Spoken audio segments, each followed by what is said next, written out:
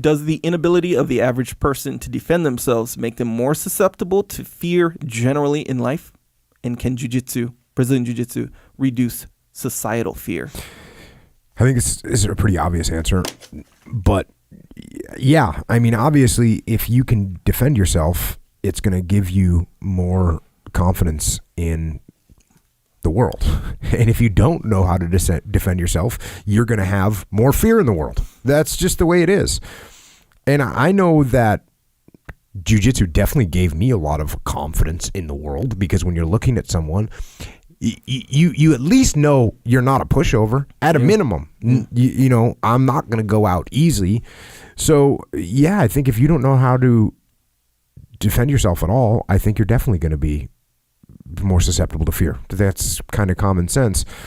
And also the thing with not knowing, when you don't know about things, you are more scared of them. You've been in confrontations because you're on the jiu-jitsu mat. You're in confrontations all the time. And if you do it occasionally, you should put on boxing gloves and box and even strike during jiu-jitsu. You should do that stuff so you recognize what it's like to be in a fight, and then you'll be less afraid of the unknown, because it's known. We're always afraid of the unknown. Well, now this is known. Now the other thing is, the better you are with jiu-jitsu and the better you are at fighting, the less likely you are to have to use it. Because people will know that by the way you're acting, that you're probably not a person that should be messed with. And the other thing is, I think when people actually know how to fight, they put up less of a front about who they are, about trying to act like a tough guy, because hey man, I'm feeling pretty good, I got no problem saying hi to you. I can say hi to you in the street, like, hey, how's it going? It's no big deal. I'm not feeling like you're going to take advantage of me now, because I know how to fight. That's why a lot of jiu-jitsu guys are super nice guys, because they're not trying to prove how tough they are, because you actually know how tough they are. So I think that's pretty obvious. That's the many benefits of jiu-jitsu from a personal level. And then as far as societal fear, I would also say, yes, it's helpful, because if you can handle yourself on a personal level, right, then you can handle yourself in other dynamic situations, and you're more aware of things, and you are better at staying calm, right? Jiu-jitsu teaches you how to stay calm. Well, yeah. You get in a bad situation, if you panic, you're going down. So, and you get in bad situations all the time. So you get used to it, and you realize that you need to detach, and you need to get out of your head, and can't panic, and can't get claustrophobic. You used to get claustrophobic, and you don't really get claustrophobic too much anymore. Allegedly. Straight up. And also with jiu-jitsu and, mixed martial arts training, boxing, Muay Thai, wrestling, you overcome adversity. You overcome adversity. You have to. And so when you know how to overcome adversity on the mat or in the cage or in the ring, that's going to help you in real life overcome adversity. So I think that those are real simple reasons why jiu-jitsu is good. If you didn't think I thought jiu-jitsu is good, I do think it's good. I think it's good for everyone. Right. Update, right? Yeah, man. And really, there's a lot of martial arts you could put in there. I'm talking about jiu-jitsu, but it's the same with boxing. It's the same with Muay Thai. It's the same with wrestling. It's the same with judo. Sometimes I forget to mention judo. I shouldn't. Judo's also very effective martial art. So I think all those things are very helpful for overcoming personal fear and giving people confidence, and thereby overcoming societal fears as well. Yeah. This is kind of a side note with jiu-jitsu for us. Let's say, and this more applies to this concept, kind of has been coming up recently, where your first day in jiu-jitsu, where I think you and me and kind of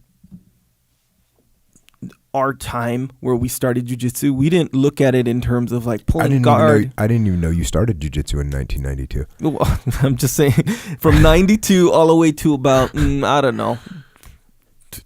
know the date, but I'm saying if you like old school jiu-jitsu, where you probably started jiu-jitsu because of Royce Gracie. If you're one of these people, one of us, that's why I started jiu-jitsu. Royce Gracie, won UFC, 1, 2, where we looked at jiu-jitsu as, okay, if I get in a fight with someone, I want to be able to win the fight even if he's bigger than me. It wasn't because, I want to be the next world champion, concerned about how to effectively hold, the most points over somebody. How am I going to score points in this Yeah, or when I pull guard, like the coolest like flip move I can do or whatever. And I'm not saying like that's what it is now. I'm not saying that, but that is in the game now. So sometimes as a result of this, sometimes you can go with no jiu-jitsu experience. You don't know about Hoist Gracie necessarily. You haven't, that isn't what compelled you to learn jiu-jitsu. You just hear great things like, from Jocko or whoever. And you're like, hey, I want to go learn jiu-jitsu.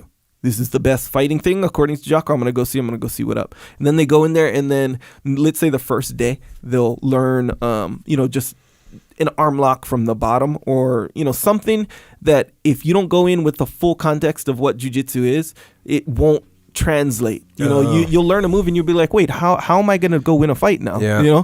It's like, cool. That's a cool move. It's kind of like, a guy, hey, let me show you when you're a kid, let me show you this finger lock. Yeah. And you're like, that's cool. But how are you going to get my finger, boy? Yeah, exactly. Like all this stuff just doesn't apply to a fight. So just to answer your question, I just did a little like tiny, instructional thing for some people that hadn't trained before, and it was to support a charity, and so it's all good, but these people had never done jiu-jitsu before, and I taught them the mount escape, right?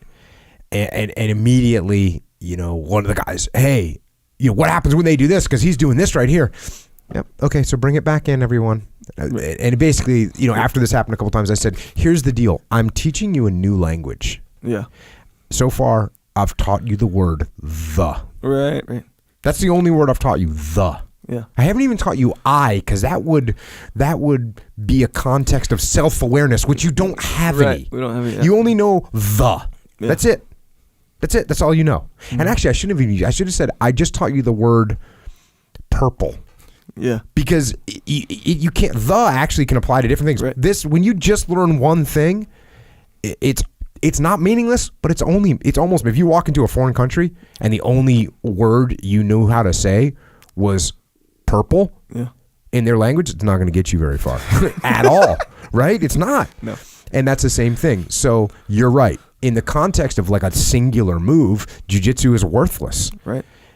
Now, back in the day, when I learned 5 moves and knew the rear naked choke, the arm lock, the Kimura, and no one else knew anything, when you can say 5 different words in a world where no one can speak, you have power. And that's the way it used to be. Now it's not like that anymore. Everybody watches UFC.